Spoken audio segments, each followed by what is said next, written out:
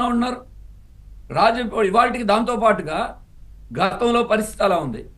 ఈ 7 నెలల కాలంలో అప్పులు ఎలా ఉన్నాయి? ఆంధ్రప్రదేశ్లో 67,000 కోట్ల రూపాయలు అప్పులు చేయాల్సిన పరిస్థితి ఏర్పడింది. రెండోది, రాజధానికి ప్రపంచ బ్యాంకు, హడ్కో రుణాలు ఇచ్చారు. ఓకే, రుణాలు ఎందుకు ఇవ్వాలి? కేంద్ర రాజధాని నిర్మాణ బాధ్యత విభజన చట్ట ప్రకారం కేంద్రంది. పోనీ మేము డబ్బులు ఇచ్చాము చాలేదంటే అప్పు తీసుకోవచ్చు. ఈ 10 ఏళ్లలో 1,500 కోట్లు ఇచ్చి సరిపెట్టారు 50,000 కోట్లకి. ఎందుకు కనీసం బడ్జెట్లో 10,000 కోట్లు ఇవ్వలేరు ఒక సంవత్సరానికి? ఈ 5 ఏళ్లలో 50,000 కోట్లు ఇవ్వచ్చు కదా. చాలపోతే అప్పులు చేసుకోవచ్చు. రేపు మళ్ళీ ఈ అప్పుల్లో ఉన్న ఆంధ్రప్రదేశ్కి మళ్ళీ ఇవన్నీ అప్పులు కలిపితే ఎవరు చెల్లించాలి? అలాగే ఈ రోజున్నటువంటి పరిస్థితుల్లో ఇలా ఉన్నప్పుడు హామీలు ఇందాక కుటుంబరావు గారు చెప్పారు, హోటల్కి వెళ్ళగానే ఆర్డర్ ఇచ్చేస్తే అన్నీ వచ్చేస్తాయా, ఒకేసారి తినేస్తారని. ఇది ఆర్డర్ ఇవ్వడానికి పంచపక్ష పరమాణాలు కాదండి. మంచినీళ్ళు గ్లాసులో ఉన్నాయి, ఒక్కొక్క చుక్క వేస్తూ ఉంటాం మేము.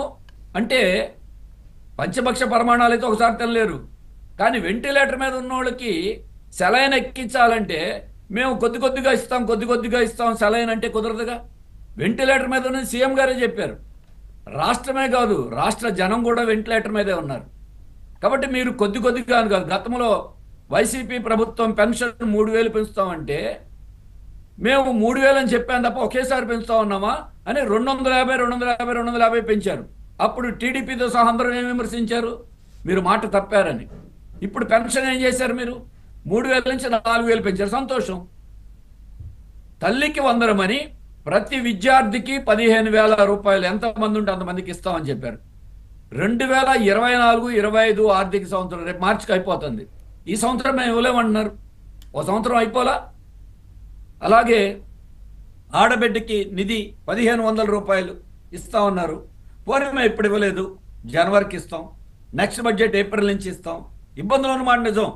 ఇబ్బందులు ఉన్నాయి కాబట్టే ఈ ఇబ్బందుల నుంచి పరిష్కారం చేయడానికి 2 మార్గాలు ఉన్నాయి. ఒకటి, కేంద్రం నుంచి నిధులు సాధించాలి.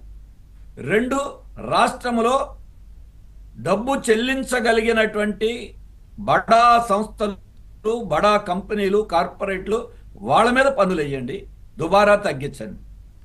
మొన్న మనం చూసాం, కోడి పందాల్లో 700 కోట్ల రూపాయలు చేతులు మారినాయి, పత్రికల్లో వచ్చినాయి, ఆఖరికి ఆంధ్రజ్యోతితో సహా వార్తలు అన్నింటిలో వచ్చినాయి.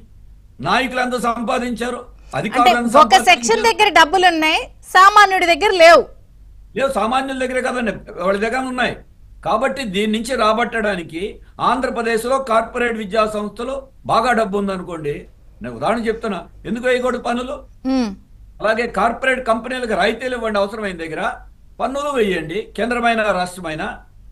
ఎందుకు చేయలేరు? అలాగే కేంద్ర ప్రభుత్వం మనకి ప్రత్యేక హోదా ఇస్తామని గతంలో చెప్పారు. ఇప్పుడు ప్రత్యేక హోదా ఇస్తే రాయితీలు వస్తాయంటున్నారు. ఎందుకు ఇప్పుడైనా చేయలేరు? గతంలో అంటే అడిగితే వాళ్ళు ఇవ్వలేదు. పోనీ మీరు స్పెషల్ ప్యాకేజీ అన్నారు, పోనీ దాంట్లో డబ్బులు వచ్చినాయా? వెనకబడిన ప్రాంతాల అభివృద్ధికి బుందేల్ఖండ్ తరహా ప్యాకేజ్ అని అప్పుడు మీరే చెప్పారు. ఆ నిధులు రాబట్టుకోవచ్చు కదా. ఆర్థికంగా సంక్షోభంలో ఉన్నామని జనానికి చేయటం మానేయకుండా ఆర్థికంగా మెరుగుదల చేయటానికి ఎలా చేయాలి, కేంద్రం మీద ఒత్తిడి ఎలా చేయాలి, పన్నులు ఎలా రాబట్టుకోవాలి, అది కూడా చెప్తున్నారు కదండి. రాష్ట్రం అప్పులు రీషెడ్యూల్ చేసి వడ్డీ తగ్గించే పరిస్థితిని ఇవన్నీ కూడా మాట్లాడుతున్నామని చెప్తున్నారు కదా వాళ్ళు. నేను ఒకటే చెప్పాను, బుడమేరుకి వరదలు వస్తే 7,500 కోట్ల ఒక్క నయా పైసా ఎందుకు ఇవ్వలేదు? స్పష్టంగా చెప్తున్నా. వరదలు ప్రకృతి వైపరీత్యం, పోనీ మిగతా అంటే పోనీ ఆలస్యంగా ఇస్తారనుకోవచ్చు. ఎందుకు వెనకబడిన 7 జిల్లాలకు సంబంధించినటువంటి ఆర్థిక సహాయం ఎందుకు ఇవ్వరు? దాంతోపాటు గతంలో వైసీపీ ప్రభుత్వంలో ఉన్నప్పుడు రాష్ట్ర బడ్జెట్ లోటు లేదని చివరిదాకా చెప్పారు. ఎన్నికలకి 2 నెలల ముందు 10,000 కోట్ల రూపాయలు కేంద్ర ప్రభుత్వం విడుదల చేసింది. మంచిదే, ఏ ప్రభుత్వమైనా విడుదల చేయటం మంచిదే. కానీ ఇవాళ మీరు కూటమిలో ఉండి ఇంత ఉన్నప్పుడు ఎందుకు రాష్ట్రానికి కావాల్సినటువంటి సహాయాన్ని అన్ని రూపాలలో, చిన్నవే కాదు అనేక పెద్ద విషయాలైనా ఎందుకు చేయటానికి ప్రత్యామ్నాయాలు ఎలా ఉన్నాయి? అలాగే గత ప్రభుత్వం అవినీతికి పాల్పడ్డారు, దాని మీద విచారణ చేసి దాంట్లోంచి గతంలో ఏం చెప్పారు? అవినీతి సొమ్ము మొత్తం కక్కిస్తామన్నారు. పోనీ మొత్తం కక్కించలేరు.